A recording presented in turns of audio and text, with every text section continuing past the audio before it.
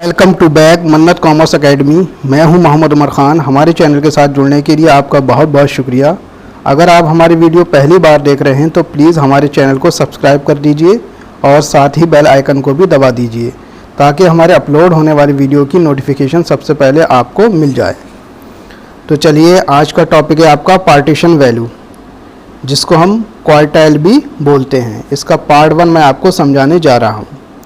तो सबसे पहले हम ये समझते हैं कि पार्टीशन वैल्यू होती क्या है। तो देखिए, इसका मीनिंग पे आते हैं। The value that divides the series into more than 2 parts is called partition value. यानी एक ऐसी वैल्यू जो सीरीज़ को 2 से ज़्यादा पार्ट्स में डिवाइड कर दे, उसको हम पार्टीशन वैल्यू कहते हैं। किसी भी सीरीज़ को 2 से ज़्यादा पार्ट्स में अगर वो डिवाइड कर दे, यानी 3 या 4 पार्ट्स में डिवाइड कर दे, उसको हम पार्टीशन वैल्यू बोलते हैं।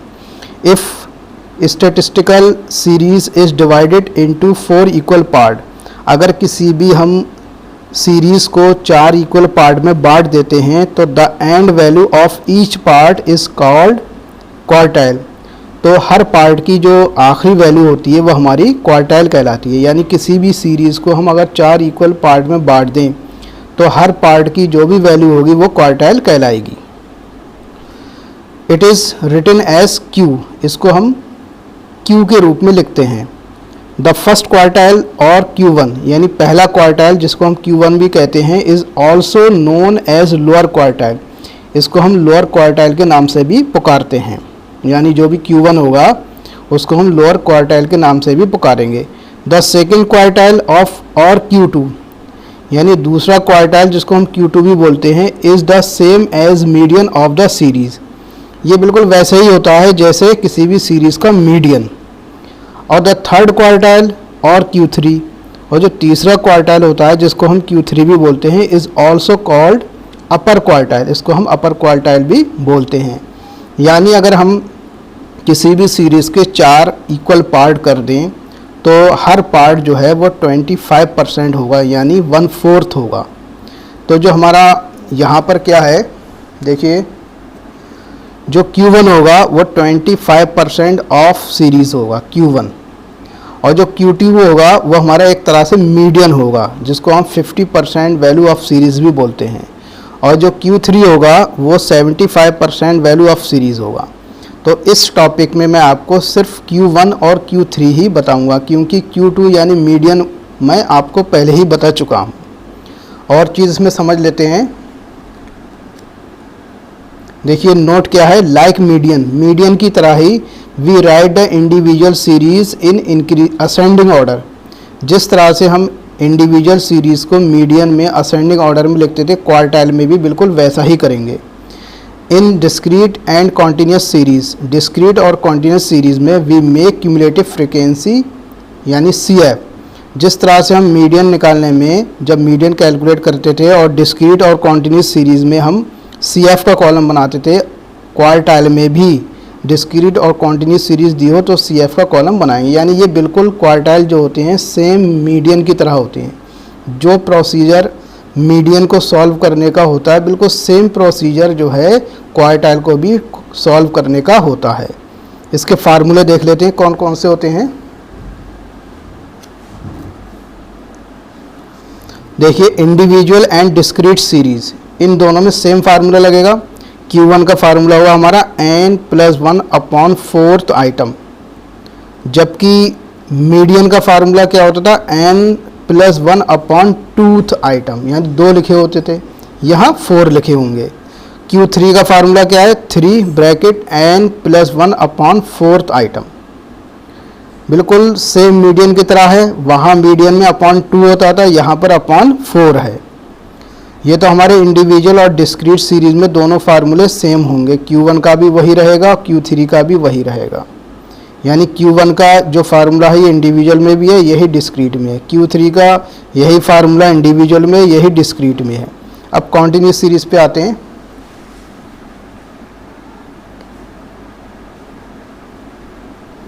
देखिए, कॉन्टीन्यूस सीरीज़ में Q1 का फार्मूला है हमारा Q1 = L1 + I/F bracket small Q1 - C, और Q3 का है L1 + I/F bracket small Q3 - C। बिल्कुल सेम फार्मूला मीडियन वाला है।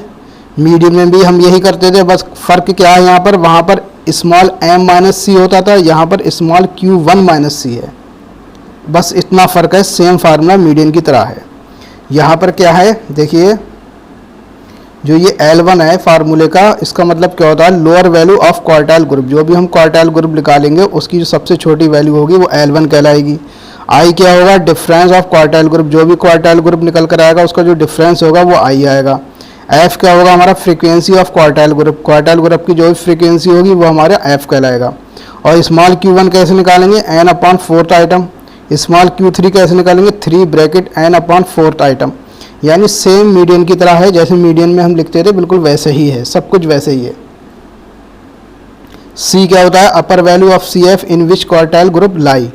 यानी CF क्या होता है, एक ऐसी अपर वैल्यू, वो वैल्यू CF की वो वैल्यू जिसमें क्वार्टाइल ग्रुप जो है लाई करेगा। तो बिल्कुल मीडियन की तरह ये भी है। N क्या है हमारा, नंबर ऑफ आइटम्स। ये तो है हमारा, जो जब इंडिविजुअल सीरीज़ दी हो तो आइटम्स को गिन लेंगे, टोटल आइटम्स कितने हैं।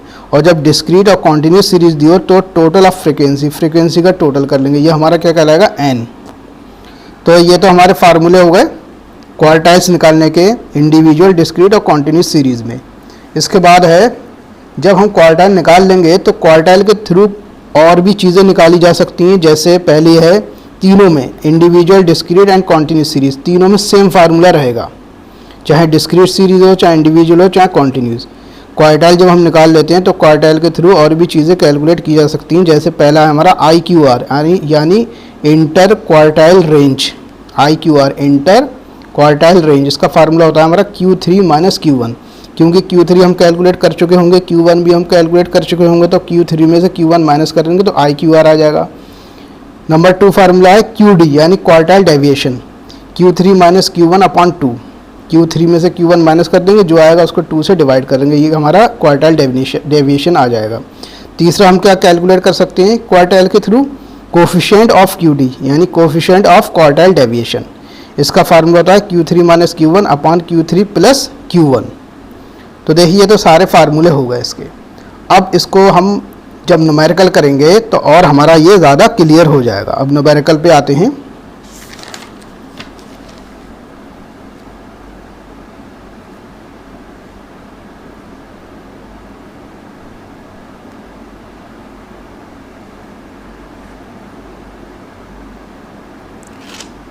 देखिए इंडिविजुअल सीरीज़ है, क्वेश्चन है हमारा find out Q1, Q3, IQR, QD and coefficient of QD from the following data.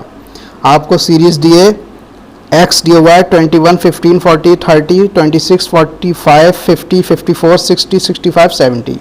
तो ये कौन सी सीरीज़ है हमारी, इंडिविजुअल सीरीज़, यानी जो सिंगल सीरीज़ होती है जिसमें फ्रीक्वेंसी ना दी हो वो हमारी इंडिविजुअल सीरीज़ कहलाती है। तो ये बात हम आपको पार्ट्स ऑफ सीरीज़ जो मैंने वीडियो बनाया था उसमें बता चुका हूँ, उसका लिंक मैं अपना डिस्क्रिप्शन में दे दूँगा। तो जब भी हमें इंडिविजुअल सीरीज़ दी हो तो जिस तरह से मीडियन कैलकुलेट करते थे इंडिविजुअल सीरीज़ में, तो हम सीरीज़ को पहले असेंडिंग ऑर्डर में लिख लिया करते थे। ऐसे ही क्वार्टाइल में भी जब भी इंडिविजुअल सीरीज़ दी हो और क्वार्टाइल निकालना हो उसको भी हम इंडिविजुअल असेंडिंग ऑर्डर में लिख लेते हैं। तो देखिए, firstly we write the series in ascending order. सबसे पहले हम सीरीज़ को असेंडिंग ऑर्डर में लिख लेंगे। और जब भी इंडिविजुअल सीरीज़ दी हो तो उसमें सीरियल नंबर भी अपने पास से हम लिख लेते हैं क्वेश्चन में। तो हमारे आइटम्स कितनी हैं देख लेंगे, 1 2 3 4 5 6 7 8 9 10 11 आइटम है। तो सीरियल नंबर हम अपने पास से लिख लेंगे। तो देखिए सीरियल नंबर 1 2 3 से हम 11 तक लिख लेंगे। उसके बाद जो सीरीज़ दी है, सीरीज़ को हमने असेंडिंग ऑर्डर में लिख लिया, बढ़ते हुए क्रम में। यानी जो हमें क्वेश्चन में सीरीज़ दी थी उसमें देखा सबसे छोटा नंबर क्या है 15, उससे बड़ा क्या है 21, उससे बड़ा क्या है 26, उससे बड़ा क्या है 30। इस तरह से ये हमने असेंडिंग ऑर्डर में लिख लिया। तो पहले तो हमने सीरीज़ को सही करके लिख लिया असेंडिंग ऑर्डर में। अब फार्मूला हम अप्लाई करेंगे। देखिए फार्मूला क्या है हमारा, Q1 is equal to n plus 1 upon fourth item. तो n हमारा कितना आया था निकल कर, n था हमारा 11। तो n की जगह हमने 11 लिख दिया, प्लस 1 फार्मूले के लिखे अपॉन 4। 11 1 प्लस कर दिए 12 अपॉन 4। 4 से 12 को डिवाइड करिए तो हमारा है थर्ड आइटम। यानी तीसरा आइटम आया। तो क्वेश्चन में देख लेंगे हम तीसरा आइटम हमारा कौन सा है। तो 1 2 3 तीसरा आइटम है हमारा 26, यानी 3 के सामने लिखा है 26। तो Q1 हमारा निकल कर आ गया 26। ऐसे ही Q3 निकालेंगे। तो Q3 का फार्मूला क्या है हमारा, Q3 is equal to 3 bracket n+1 upon 4th item. तो 3 तो हमने ये फार्मूले के लिख दिए और n+1 अपॉन 4 हम कैलकुलेट कर चुके हैं। देखिए ये n+1 अपॉन 4 जो कैलकुलेट करके आया था वो 3 आया था।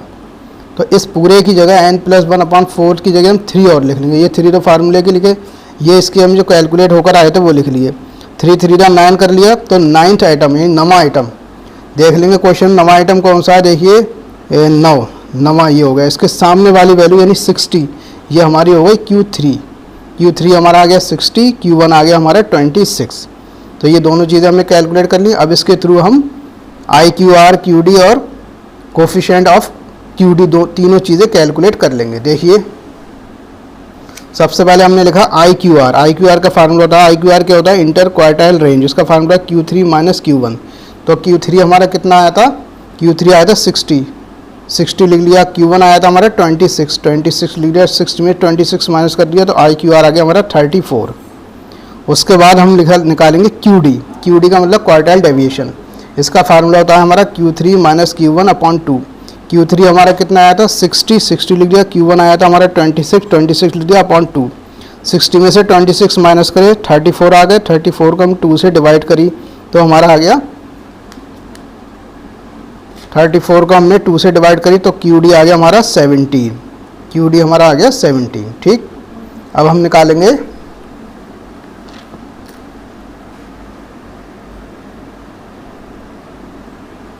इसके बाद कोफिशिएंट ऑफ QD निकालेंगे। कोफिशिएंट ऑफ QD इसका फार्मूला होता है Q3 minus Q1 upon Q3 plus Q1।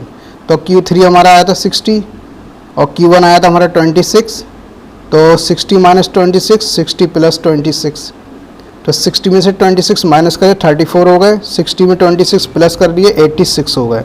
86 से हमने 34 को डिवाइड कर दी तो 0.39 हो गया। ये हमारा कोफिशिएंट ऑफ QD निकल कर आ गया। ठीक, तो ये हमारा इंडिविजुअल सीरीज़ में हमने Q1 भी निकाला, Q3 भी निकाला, IQR भी निकाला, QD निकाला और कोफिशिएंट ऑफ QD निकाला। इंडिविजुअल सीरीज़ का एक क्वेश्चन मैं और लेता हूँ। ये तो वो क्वेश्चन था जिसमें n हमारा जो था ऑड नंबर था। जब n हमारा इवन नंबर आ जाए, यानी n जितने आइटम्स होते हैं अगर इवन नंबर में हो, सम नंबर में हो, तो हम क्या करेंगे, उसमें थोड़ा सा चेंज हो जाएगा। देखिए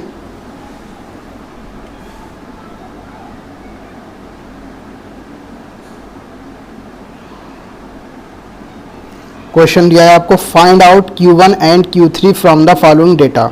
मार्क्स दिए हैं आपको 120, 187, 170, 180, 192, 150, 190, 181, 200 और 210।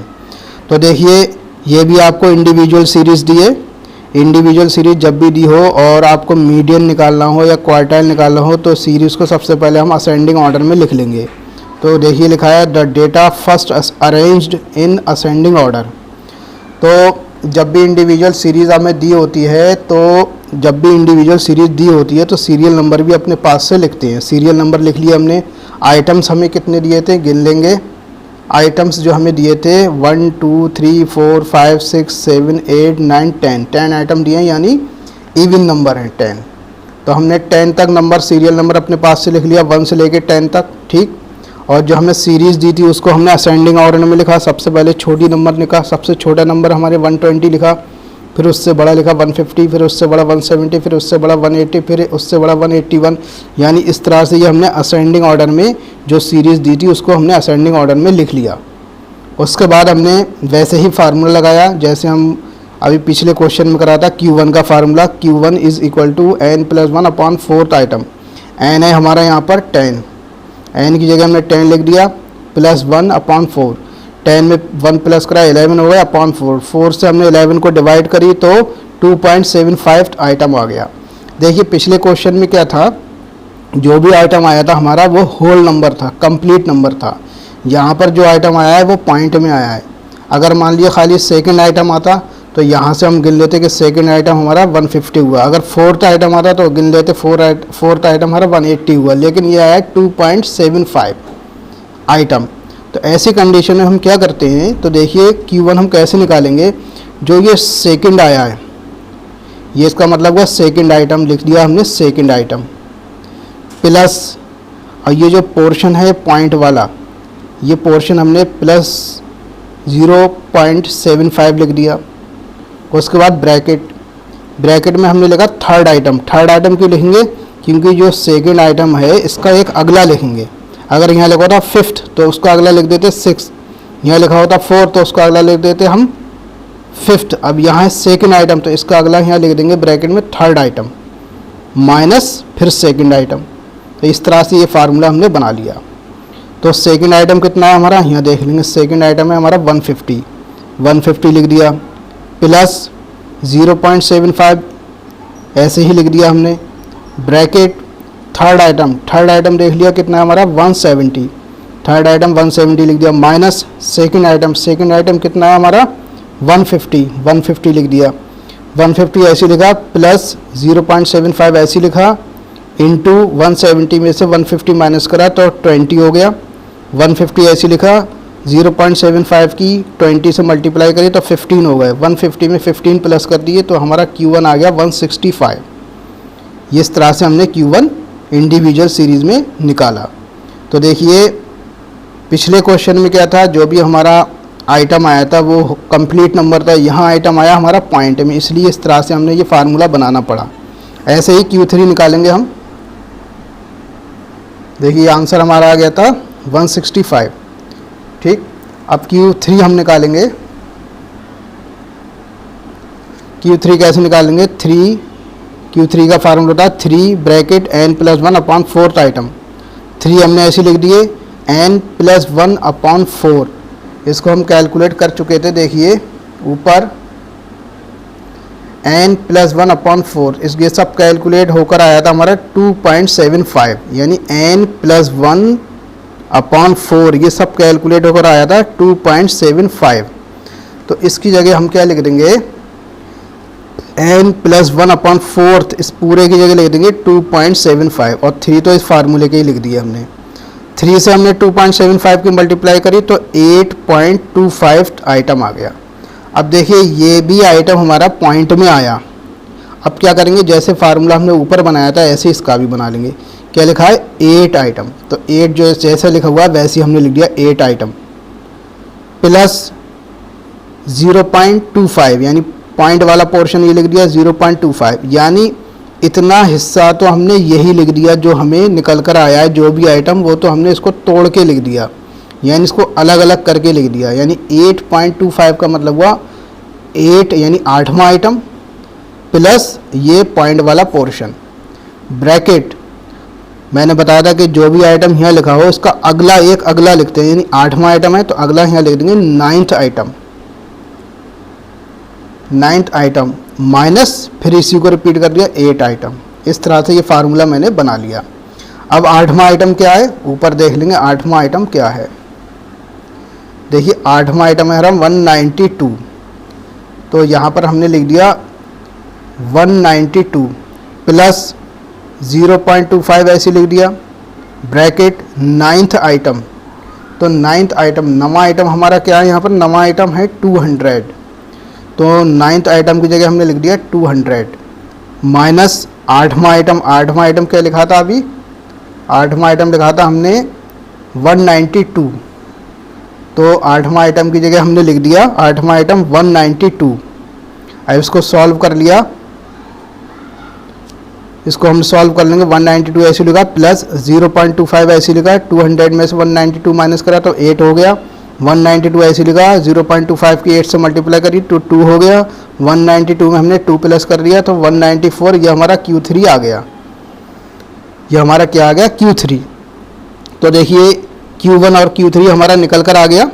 IQR आप निकाल सकते हैं, QD भी आप निकाल सकते हैं, कोफिशिएंट ऑफ QD भी निकाल सकते हैं। मैंने यहाँ पर कैलकुलेट नहीं किया है, पिछले वाले क्वेश्चन में मैंने कर दिया, यहाँ पर इसलिए नहीं किया है कि वीडियो लंबा हो जाएगा, और क्योंकि एक बार निकाल दिया वैसे ही सेम प्रोसीजर रहेगा।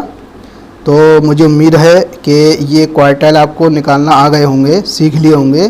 तो क्वार्टाइल बिल्कुल उसी तरह से निकाले जाते हैं, उसी तरह से कैलकुलेट किए जाते हैं जिस तरह से मीडियन कैलकुलेट किया जाता है। सेम प्रोसीजर हमारा वही रहेगा जो हमने मीडियन में सीखा था। फ़र्क ये होता है कि वहाँ मीडियन में अपॉन 2 करते हैं और क्वार्टाइल में अपॉन 4 कर देते हैं। 2 का मतलब होता है अगर किसी चीज़ को हम 2 से डिवाइड करते हैं तो आधा हो गया 50% वैल्यू, और 4 से डिवाइड करने का मतलब होता है 25% वैल्यू, यानी क्वार्टाइल का मतलब 25% वैल्यू, यानी Q1 का मतलब जो Q1 होगा वो 25% वैल्यू होगी, Q2 होगा हमारा वो 50% वैल्यू होगी, और Q3 जो होगा वो हमारी 75% वैल्यू होगी। तो मुझे उम्मीद है ये वीडियो आपको समझ में आया होगा, और नेक्स्ट वीडियो में मैं आपको डिस्क्रीट और कॉन्टिन्यूस सीरीज़ में क्वार्टाइल निकालना सिखाऊंगा। तो thank you for watching my video.